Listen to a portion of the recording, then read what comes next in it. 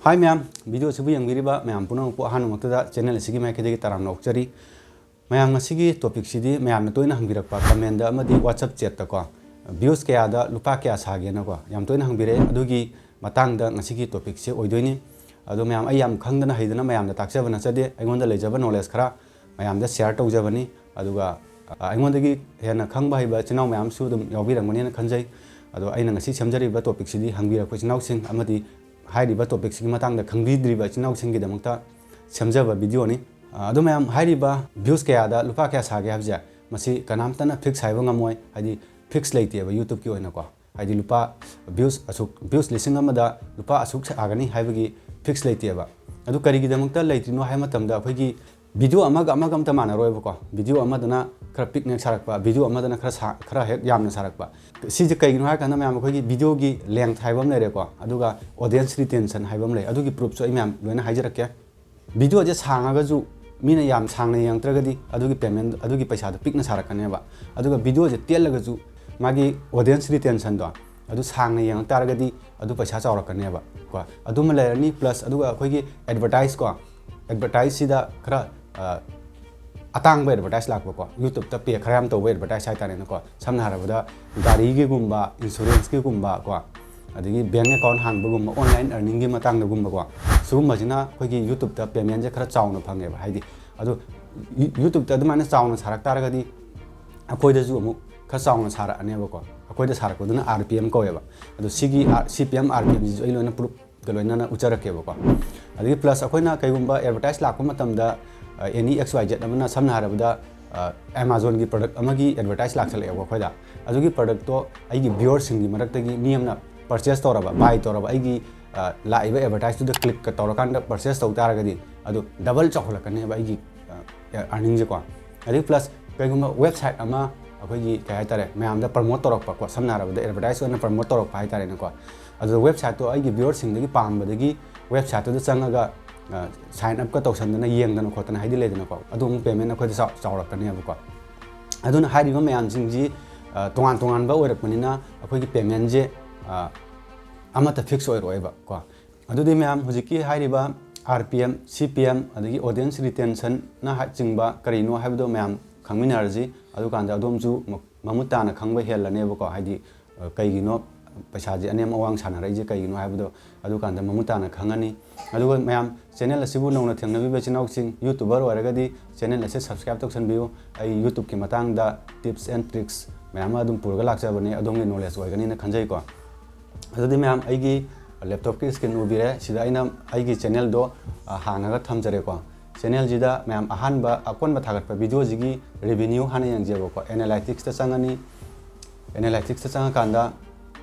मागी रेवेन्यू दा चंगजेबको रेवेन्यू दा चंगकांदा दो मैम सिदैदा CPM हाइजिना सिलेरेको सिना RPM हाइदि रेवेन्यू फॉर एवरीवन के व्यूज RPM लेरेको अदुगा सिना हाउ मच एडवर्टाइजर्स पे हाइबनेबको सिना कइनो हाकंदा CPM कोएबको सिना playback base cost for everyone के हाइनेबको एवरीवन के व्यूज ता एडवर्टाइजर ना यूट्यूब ता 49.62 पे तवेबको अदुगा अखोइदा पिरैजिना लुपा 10 पिरेबा यूट्यूब ना को यादी यूट्यूब ना 55% गुम्बा लाहौरकांदा अखोइदा 45% गुम्बा पिरेबा हाइदि मोइजु यूट्यूब की पैसा लाहौरिनेबा एडवर्टाइज ना अखोइना फंगिबा पैसा जे यूट्यूब ना पिबा नतेबा एडवर्टाइजर ना यूट्यूब ता पिरो मतुंगदा यूट्यूब ना खोइदोंग पिरकपनेबको अदुना नि सिदेदा CPM RPM अनि थोंना थोइजे CPM हाइजिना अखोइगी एडवर्टाइजर ना पे तौरकपदुनि यूट्यूब ता अदुगा RPM हाइजिना यूट्यूब ना खोइदा पे तौरकदबदुनि को सिजा अदो सिदेदा लुपा 10 सारे 1K व्यूज तको आइगे लुपा 10 सारे को अदुगा अतोप्पा कइनो अमा मु येंगजेबको अतोप्पा वीडियो अमगी मु येंगजेबको सिगी video जिदैदा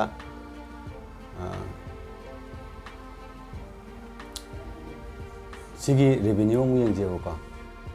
Cina revenue for everyone के व्यूज ता लुपा 13 खक्ता मु सारे सिना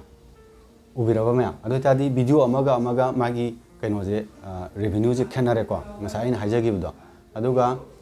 1K व्यूज ता एडवर्टाइजर ना यूट्यूब ता लुपा 53 का पैसा 43 पे तवेबा अदुदगी अखोइदा मोइना पिरैजे लुपा 13 खक्ता पिरेबको हाइदि सी RPM खरा नेमे RPM नेमजे कईनो है मतलब ma'am सिदे यंगजिको engagement da chang kanda magi audience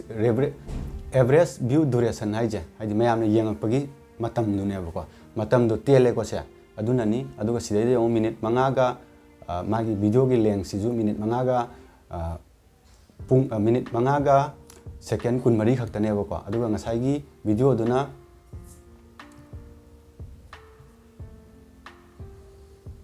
ngasai video duna minute traum do ga second kun ithoi video du sang ba sin hele ko aduga amuk magi